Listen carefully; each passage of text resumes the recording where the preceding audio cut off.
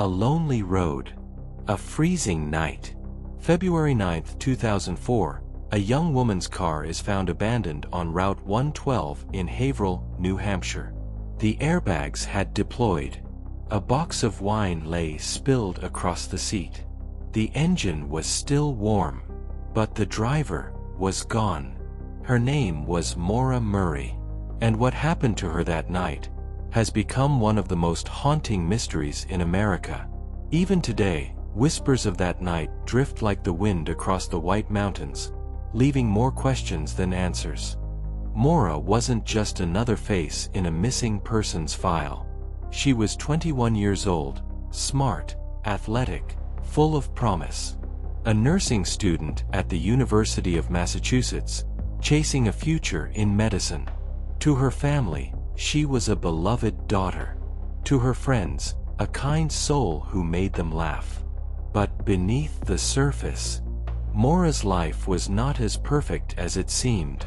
She was carrying the kind of weight you can't always see, the kind that eats away in silence.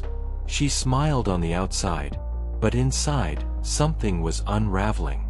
In the days before her disappearance, Maura's world seemed to fracture. She crashed her father's car after a party.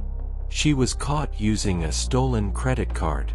Her friends noticed she was restless, distant. Then, on February 9th, she sent an email to her professors. She said she'd be gone for a week, that there had been a death in the family, but there hadn't been. That day, she packed clothes, withdrew nearly $300 in cash, and drove away, without telling anyone where she was going. Not her father, not her friends, not even her boyfriend. It was as if she was erasing herself, step by step, almost as though she was preparing to vanish long before that night. Maura drove north, toward the White Mountains of New Hampshire. It was winter. The roads were icy, the sky fading into darkness. Was she running from her troubles, searching for peace, or heading into the unknown with a plan only she understood? No one knows. But what we do know is where her journey ended, and the stretch of road she chose has never let go of its secrets. Around 7:30 that evening, Maura's Saturn sedan veered off Route 112. It crashed into a snowbank. A bus driver stopped, offering to call for help. But Maura refused. She insisted she had already called roadside assistance. But later, police confirmed she hadn't. Just minutes later, when authorities arrived, her car sat alone, locked. Airbags deployed. Windshield cracked. Wine spilled across the seat. But Maura was gone. No footprints in the snow. No sign of where she had gone. It was as if the night had swallowed her whole. That road became more than asphalt and ice. It became the place where time stopped and a life slipped into silence. That night, police searched. Neighbors searched. The next day, helicopters scanned the frozen woods.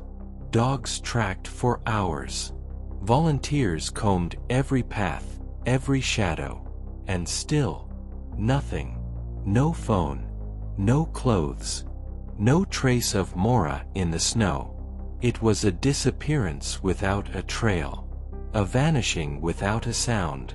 Every hour that passed pulled her further into mystery, like footsteps sinking into snow that the wind erased before anyone could follow. Over the years, theories have swirled like the snow that night. Did Maura slip into the woods, only to be claimed by the brutal cold? Was she picked up by a stranger, abducted in the night? Or did she plan it all? To disappear, to abandon her past, and start anew in secret? Each theory has its believers. Each detail dissected by internet detectives. But after 20 years, none have brought Maura home. The case became more than a search for a girl. It became a riddle, one that still taunts everyone who dares to look into it. For Maura's family, every day since that night has been filled with silence. A silence that offers no answers, only questions. They hold vigils. They light candles. They wait. And they wonder, what happened to their daughter? Did she choose to vanish? Or was she taken by something far darker? Tonight, the echoes of that winter night remain, unanswered and unforgettable.